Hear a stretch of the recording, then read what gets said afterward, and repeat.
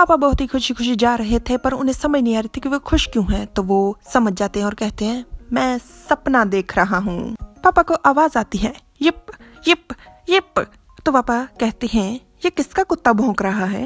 पापा को इस सवाल का जवाब मिल जाता है जब पपी बिल्कुल उनके पैरों के पास आकर कहता है, यिप यिप यिप। पापा उसे देखकर हैरान हो जाते हैं और पपी चारों तरफ उनके घूमना शुरू कर देता है, यिप यिप यिप यिप करते हुए। पपी का घूमना रुक जाता है जब पापा उसे अपने हाथ से ऊपर उठा देते हैं अपनी तरफ। पपी बहुत ही प्यारा है।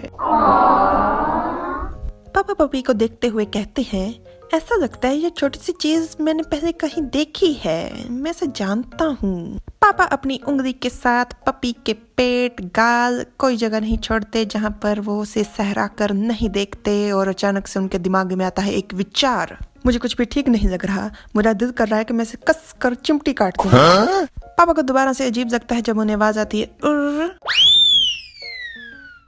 पपी जो है वो पूरा बड़ा हो चुका है, बिल्कुल बड़ा। और पापा बहुत ही हैरान हो चुके हैं। उनके मन में विचार आते हैं, ये क्यों बदल गया, ये क्या है, ये भालू है या कुत्ता?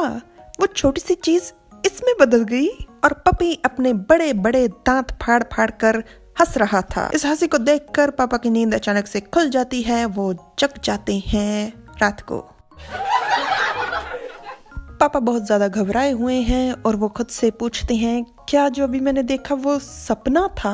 पर पापा के मन में आता है एक विचार। वो सीधा चल पड़ते हैं पोटैटो के कमरे की तरफ, जाकर दरवाजा उसका खोलते हैं, सीधा दीवार से मार। पोटैटो कुछ पी रहा था डब्बे में से, पता नहीं कुछ फ्रूटी जैसा, और बदल रहा था अपने कपड़े, पर वो वहीं पर रुक जाता है। इस आवाज को सुनकर पापा तेजी से उसकी तरफ बढ़ रहे थे गुस्से में, और पोटैटो जाता है डर पापा को ऐसे देखकर। पापा उसके पास आते हैं और आकर उसके हाथ, पैर, मुंह, सब चीजों का अच्छे से निरीक्षण करते हैं, और जिस कारण पोटैटो को हो रही थी गुदगुदी। पापा देख रहे थे कि पोटैटो हो गया है उनसे लंबा, पर पोटैटो को कुछ समझ नहीं आ रही कि पापा उसे ऐसे क्यों देख रहे थे।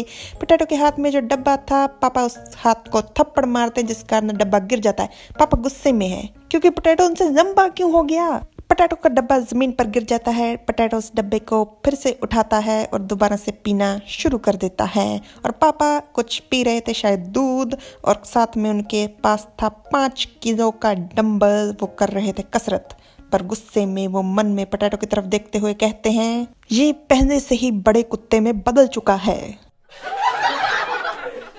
पापा जो आप कर रहे हो वो गुस्सा नहीं है, वो है जलन। आपको पोटैटो के लंबे होने से चिढ़ इसलिए हो रही है क्योंकि वो बड़ा हो गया है, कहीं आपको छोड़कर चला ना जाए, उसे अब आपकी जरूरत नहीं है, इस कारण। और पोटैटो की कमीज पर लिखा हुआ है, अच्छा लड़का। आज की कहानी से मुझे शिक्षा मिलती है कि सारे सपने झूठ हों ये जरूरी नहीं।